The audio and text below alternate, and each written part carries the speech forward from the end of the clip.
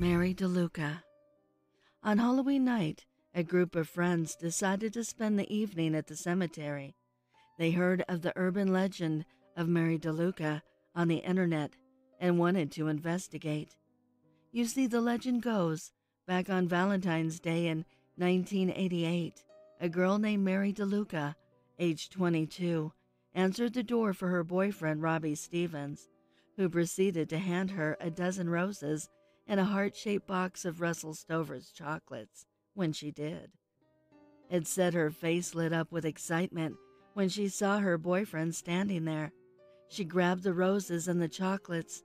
She told him how much she loved them and him. But when she began to smell the roses, she felt a sharp pain in her stomach. Mary looked down and saw her boyfriend's hand hard pressed against her stomach, and he was holding something. A knife. She looked back up into his eyes in shock, completely confused at why the person she loved more than anything in this world was stabbing her. He then pulled the knife from her stomach and sunk it into her beating heart. A heart, they say, that only beated for him. Now, no one knows why Robbie did what he did. He claims he doesn't remember those few moments at the door with Mary, that when he came to, she was on the ground already dead, and he had no idea why or what had happened. There's also claims that he told police in the interrogation room everything that transpired in the doorway, and that the devil whispered in his ear for him to do it. Whatever the case, they say he escaped on Halloween night and visited her grave, bringing her roses on her favorite holiday. No one exactly knows what happened, but they say Robbie was found the next morning by the groundskeeper face down. It was believed that his insides were torn out and his heart removed, never to be found, and he had a rose stuffed down his throat. No one knows for certain what happened that night. It was officially reported that he did himself in, but if those other rumors are true, then there's no way he did it. The police are the only ones that know what happened to Robbie. Many believe Mary's ghost exacted revenge on her lover, and the police just covered up the irrational with something rational. So ever since then, teenagers have visited Mary's grave trying to see her ghost. And there have been plenty of disappearances over the years as well.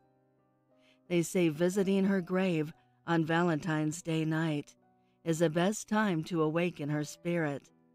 Others say Halloween night is the time, her favorite holiday, and the night she exacted revenge. In reality, any night is fine.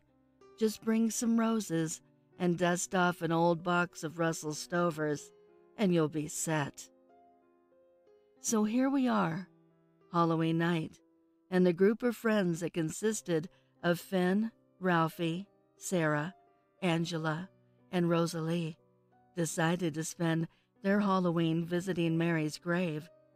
Sarah bought a dozen roses, and Ralphie said he would bring a heart-shaped box of Russell Stover's he saw collecting dust in his father's closet. It was very chilly that night. It was quiet when they met in front of the cemetery gates. All that could be heard was a hollow, eerie breeze and their faint whispers as they greeted each other. It seemed especially dark that night, so they lit some candles, hoping to set a romantic mood and to help light their way. Angela seemed hesitant right off the bat, while Finn was leading the way, egging everybody on. Rosalie shot back quick and teased Finn that Mary was waiting for him, that he was going to mess around tonight and get himself a new girlfriend.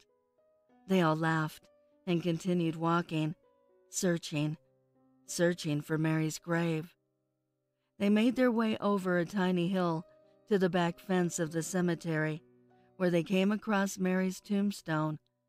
The wind began to pick up as the group stood there staring at her grave, tree branches scratching other tombstones in the distance. "Here she is!" Finn shouted. Just as the words left his mouth, a gust of wind blew past the group and snuffed out the candles. It was now silent. Nothing could be seen, it was so dark. Angela stood there frightened, more than ever before up to that point. She called out to her friends. Nothing. Just the sounds of branches scratching and the hollow wind blowing. She tried again, and this time she heard whispering. It was all around her. She started to tremble. "Stop it, you guys!" she shouted, with a slight tremble in her voice. The whispers inched closer and closer. Angela began to shake uncontrollably. Then silence. She stood there frightened more than ever before, mumbling to herself, begging for them to stop. Then at that very moment, a raspy voice whispered, "Boo!" right next to her ear.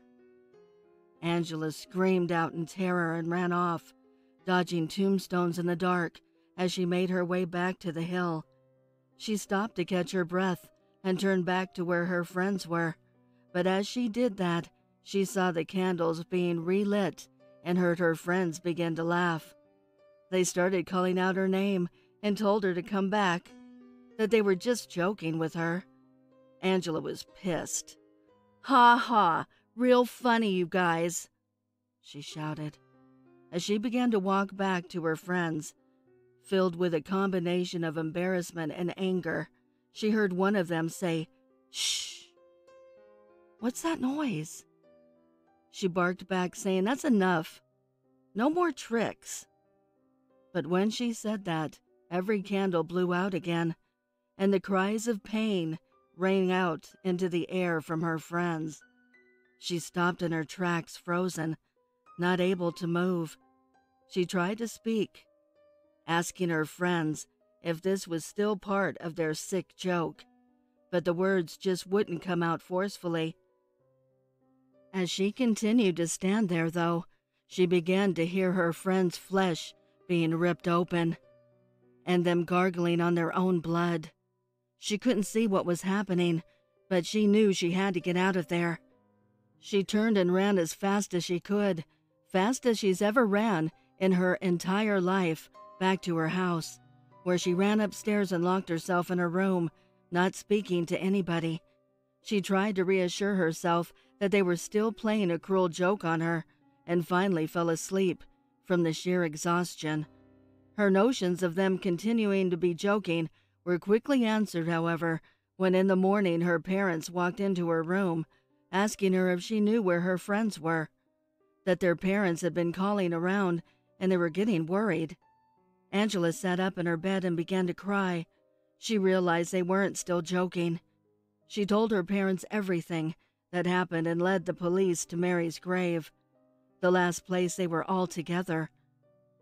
When they happened upon the site, some of the officers said it was the most gruesome thing they've ever seen, or will ever see in their entire life. The group was ripped apart, seemingly from limb to limb. Their hearts were all ripped out and stuffed inside the Russell Stover's heart-shaped box, with roses all stuffed down their throats.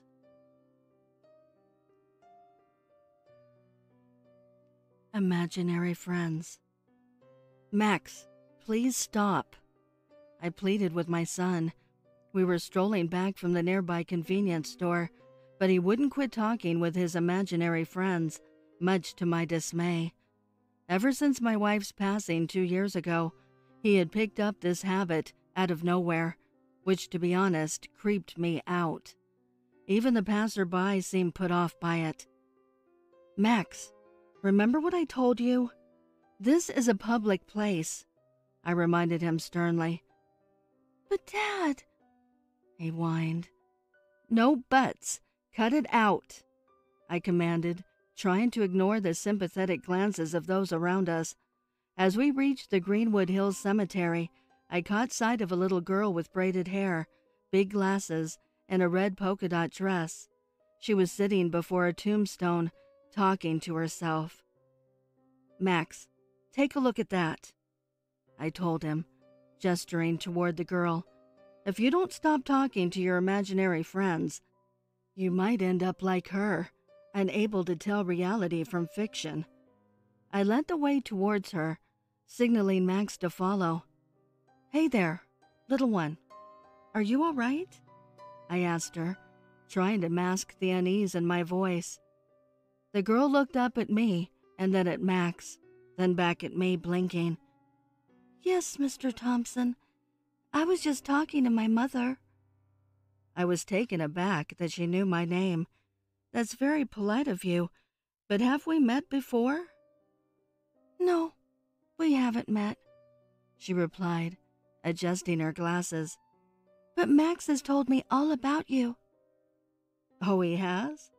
I was surprised, turning to Max. You didn't mention that you made a new friend. Do you know her? Max was still sulking and refused to answer. Yes, he does, Mr. Thompson. The girl responded for him. He even comforted me after the accident. Accident? I'm sorry to hear that you went through something so traumatic. Can you tell me more about it? I asked, feeling concerned. The girl paused for a moment. It was 2 years ago. My mother was driving me home from practice when you were also driving your wife and Max to a restaurant from the opposite direction. Our car crashed, and you're the only survivor of that accident. You don't remember any of that? I felt a chill run down my spine. What do you mean? But, Dad, you said we shouldn't talk to imaginary friends. Max interrupted me. I turned to him, but he was gone. I searched behind me, but he had vanished. Max! I called out frantically, my voice trembling with worry. I turned back. Did you see where Max... The girl had disappeared too. Just me alone, in the mist of the cemetery.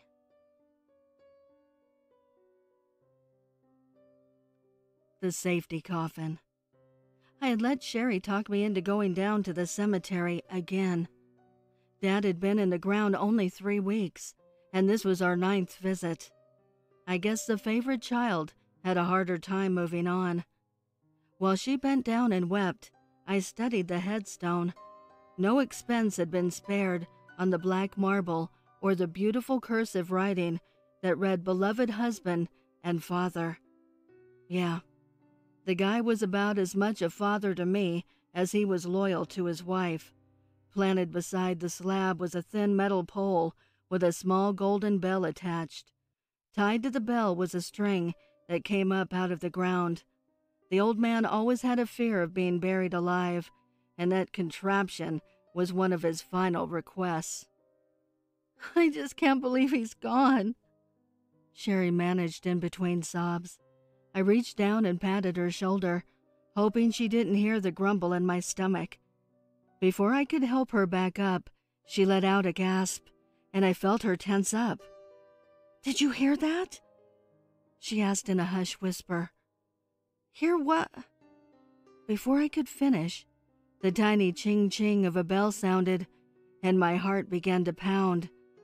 It's just the wind, I said, but I couldn't convince myself any more than Sherry. She ran to my truck, searching through the garden tools in the back until she pulled out 2 shovels, tossing one in my direction as she rushed back and planted hers in the soft dirt in front of Dad's headstone with a thick crunch. Sherry! I protested, but she went on digging. I stood there with my mouth agape, not sure what to do. But another ching of the bell, more forceful this time, snapped me out of it, and I picked my shovel up and started digging with her.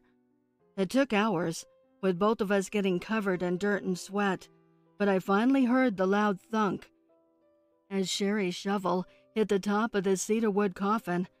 Above us, the ringing was growing louder and faster as twilight purged in the sky. We cleared the remaining soil off the box, and her shaking hands grasped the lid. Wait! Are you sure?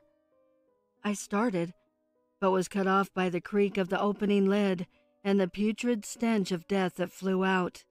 I could feel vomit rising up through my neck as our father's bloated, blackening corpse stared at us with open, unblinking eyes. Sherry uttered a harsh moan and collapsed onto the coffin, and I stepped forward to try and comfort her. The corpse's hand shot up and grabbed her by the neck. She screamed, and I grasped her legs, pulling with all my strength, but the creature was too strong. It yanked Sherry into the box, and the lid slammed shut. From inside, a guttural, inhuman voice moaned. I knew my favorite would come back to me.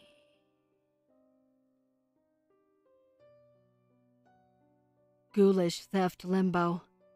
He could hear the treasure chest rocking and shaking, but Mr. Ingalls kept shoveling. Dirt and pebbles hit the casket. They knocked on it, the sound echoing through the cemetery and falling on deaf ears. Tombstones remained ignorant. Something bumped against the inside of the chest. Mr. Ingalls started to whistle. It was an awful sound, wildly out of tune, and resembled the dying wails of a landlocked whale.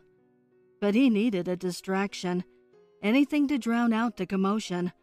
Another bump, then scraping, scratching, little fingers on wood, pitifully clawing at the walls and floor and ceiling of their prison. Mr. Ingalls whistled even louder. The dying whale stopped wailing and started whining. Dogs barked in the distance. He continued to shovel, but he could still hear them. The pieces of the boy, they were moving, trying to return, to reattach themselves to their rightful owner. He panicked when the steel lock rattled. Images flashed through his mind, things no grave robber should ever have to imagine. Rotten, jagged nails digging into his neck, and toes rolling into his nose and mouth. Death was coming for him. He knew that he had made a mistake. He'd be punished, and in the most unimaginable way, of course. But it didn't matter. He was too far along. Quitting now would have been a declaration of defeat. He was so close. Just one more shovelful. Then he'd leave the cemetery and its angry ghosts behind. The sounds would stop, and he'd have his souvenirs all to himself.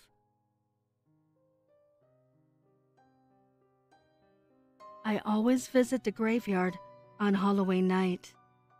I walk out of my house and set off down the sidewalk, a middle-aged hoodie in a sea of princesses and race car drivers. My yearly ritual is easily and often misunderstood. Yes, I know it is Halloween. Yes, I know the cemetery is technically closed after dark. Yes, I know there are a dozen of teenage squads doing exactly what I am doing right now for a cheap thrill. I couldn't care less. 7 years ago tonight, my son was struck and killed by a drunk driver while trick-or-treating. He was out with a friend and that friend's mother. My worthless ass was working late, and my ex-wife was just as out of the picture then as she is now. I always liked to be with my boy on the anniversary, down to the minute of his passing. Maybe because I feel obligated to be there for him in death when I wasn't in life. I don't know. I was never good with that deep emotional bullshit. I approached the cemetery slowly and quietly, careful to make sure that no other living souls are around. After confirming this fact, I hop swiftly over the 6-foot-tall gate and land with soft feet. My son's stone is in the back right corner, so I begin my trek clumsily, tiptoeing around death markers in all the All Hallows darkness. I am halfway there when I hear a mausoleum door creak open. I turn directly to my left and make out the black silhouette of a woman, dressed in a flowing gown, standing in the frame. She notices me.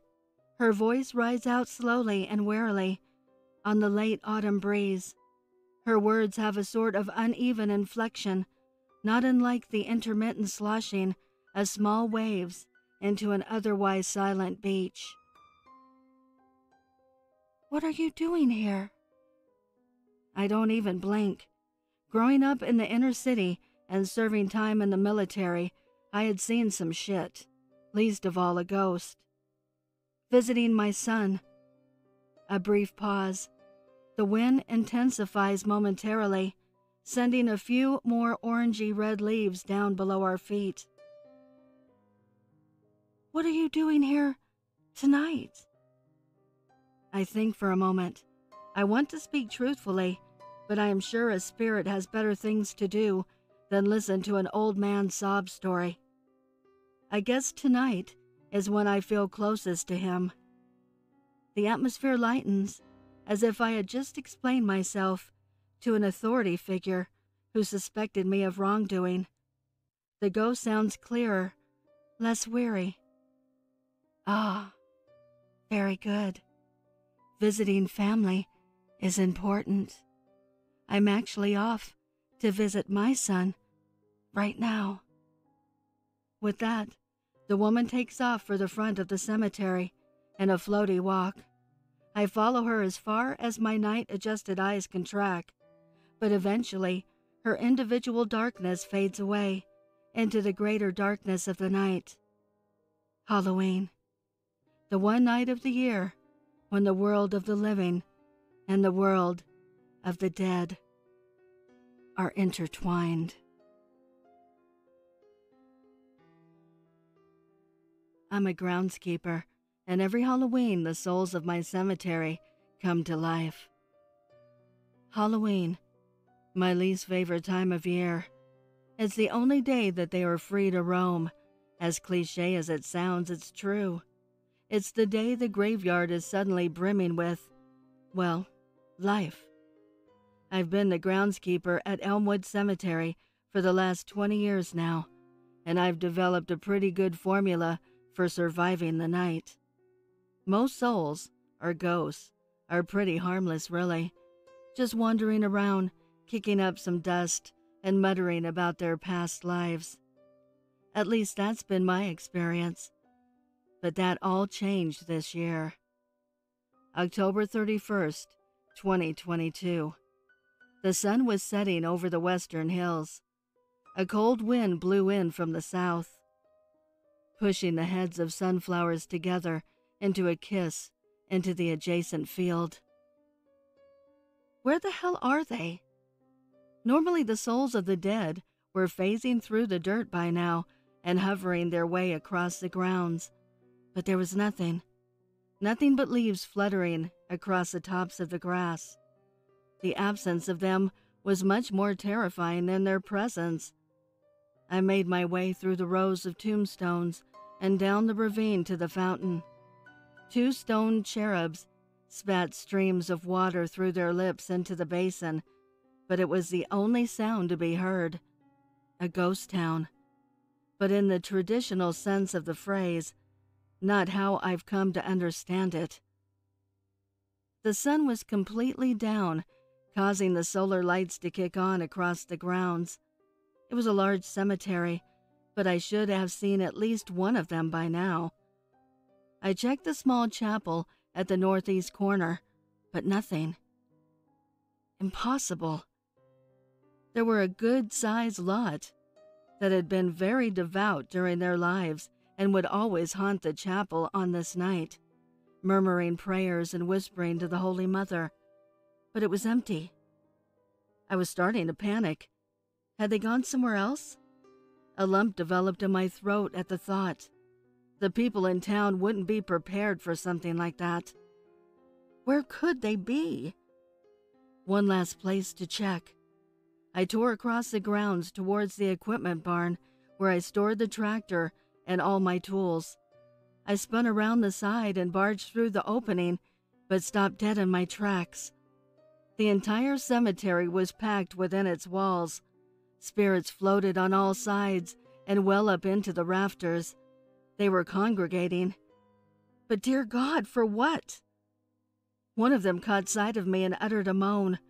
The rest of them turned and stared with that ghostly gaze.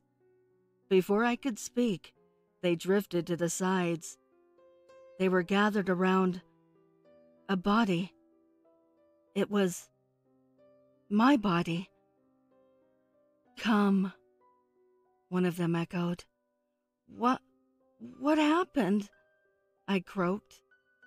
It was your time, John. You've taken such good care of us. Now come. It's our turn to take care of you. Wedding day. Bridget had wanted a big wedding her entire life.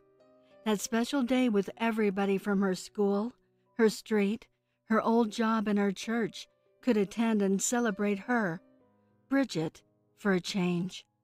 Bridget was twirling in front of the mirror in her long flowing custom-made gown.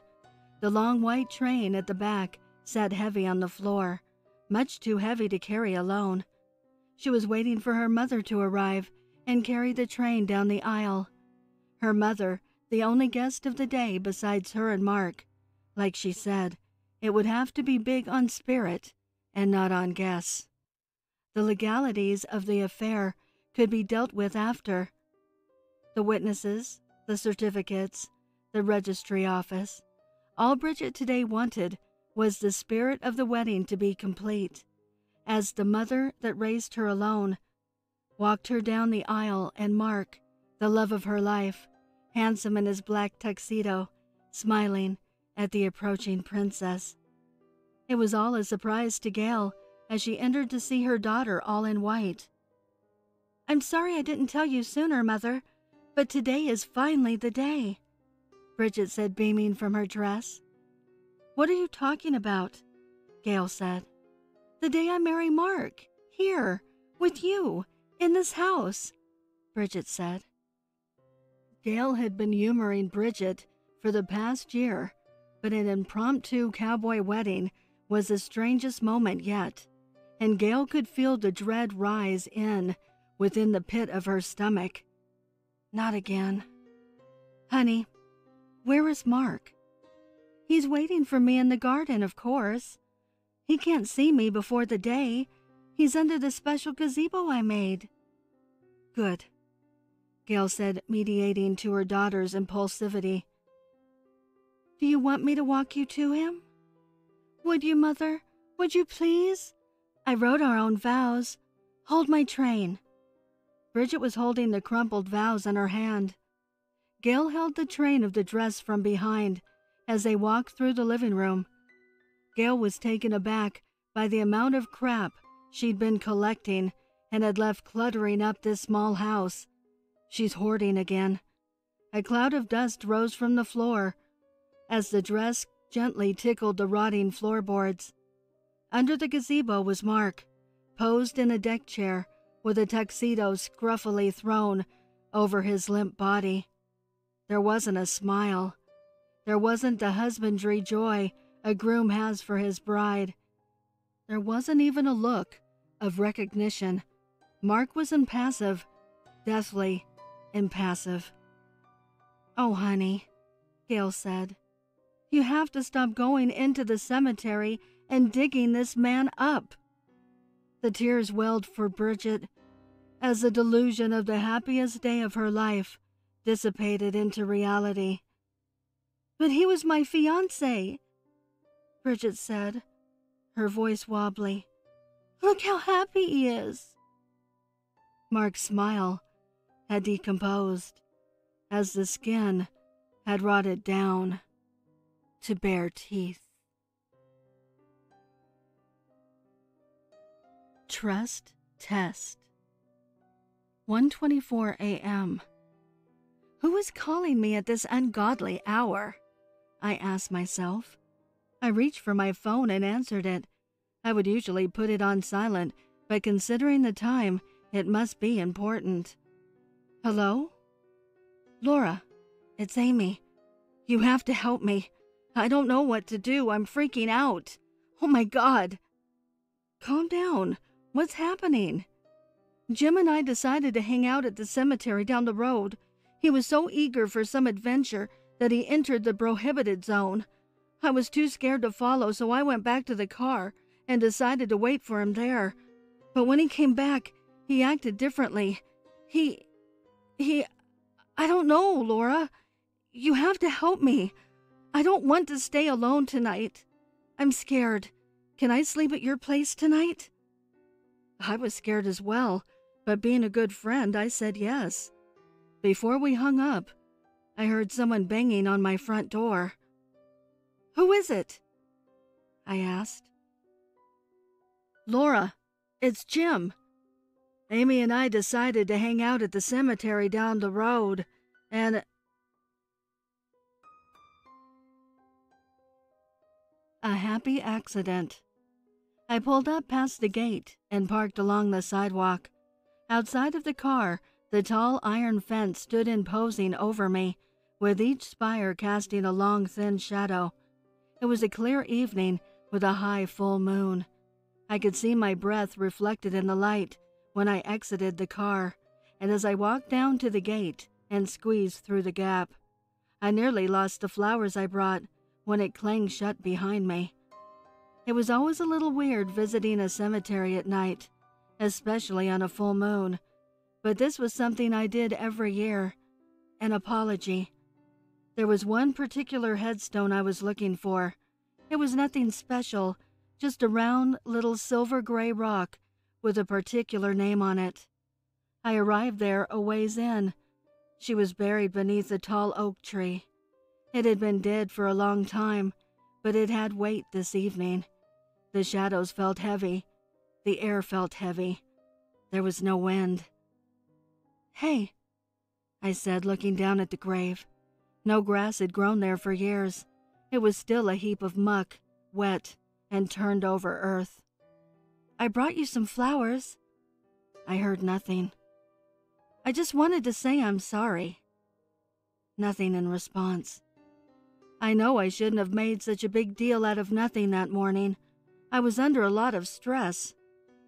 Still nothing. It wasn't your fault, really. Maybe a murmur? I couldn't tell. It was going all right so far. We never used to argue in the beginning. It was great. I was happy. We were happy. Definitely a murmur. It sounded soft. You know I'm sorry. A firm response. I couldn't tell what she said. But you couldn't let things go either. Silence in response. You liked to argue. At least that's how it seemed for a while. Quiet. And you weren't really there when I needed it. A thump in response. But I am sorry. Don't get me wrong. I wish I could undo this. Another thump. Maybe it's better this way. Two thumps, louder than before. I was talking myself into a hole. Maybe not. We didn't need to argue. I know I've said that. You know what I mean. A thump. A murmur. I said I'm sorry. You could have just let it go that day. Thumping. Firm murmurs echoed from below. It was a mistake, an accident. Furious pounding, muffled screams clawing through the damp soil. I'm sorry. You shouldn't have pushed me first. You shouldn't have done it on the stairs. I threw down the flowers. I turned and began to walk away. I could hear the thumping and wailing until I had made it back to the squealing gate. I got into my car and started it up.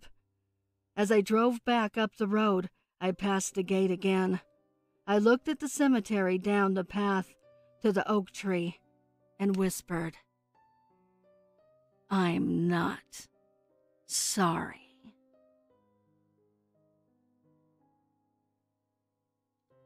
Little Black Cataract. My wife found 3 little black kittens in our pony barn last spring. We bottle-fed them milk replacer and mixed them up a raw duck egg for a treat every few days. One, the lone male, passed away due to an infected umbilical scar after a month or so. We buried him in our little pet cemetery underneath a chestnut tree on the far side of the horse pasture. The 2 remaining sisters make great mousers. We named them Cuddles and Bites for obvious reasons. We never had time to name the male while he was alive. Still, he's my favorite. I see him sitting up underneath the chestnut tree every time a thunderstorm creeps down the valley. I call to him, but he just sits there, licking his paw and brushing it over his head. He seems to fade in and out with the lightning, so I think of him as Cataract. You know, now you see him, now you can't. He shows up in the big main barn, too. That's bad news. The first time I saw him, a weasel got into the quail pen and cleared it out. The next morning, chocolate-colored dollops of blood and wispy little striped feathers were everywhere. Another time he showed up in the nanny's goat stall. She delivered a stillborn kid early that morning. Lately, though, I've been seeing him in the basement. My little Black Cataract, just sitting there on the creaky old steps. Lick, brush, lick, brush. I've done what I can. I keep the basement door locked so the kids can't take a tumble. I've been volunteering to do the laundry in the big industrial washer at work to keep my wife off the stairs. But sooner or later, there's going to be another thunderstorm and the power is going to go out. Then I'm going to have to tiptoe down there and mess with the fuse box in the dark. I only hope Cataract remembers those duck egg treats. I hope he remembers how we held his bottle and did our best to bring him out of the rain. I hope I stop seeing him on the basement stairs, just licking his paw and brushing his head. I would like to give a heartfelt thank you to the special friends of the channel. Your generosity means the world to me. If you would like to support the channel, the link is below in the description. Also, please send me your stories to duchessofdarkness27@gmail.com. You can also find me on Instagram at duchess.ofdarkness or Twitter at duchessofdarkn2. I want to thank you all for your support, your kindness, and your encouragement. I appreciate it so very much. Until next time.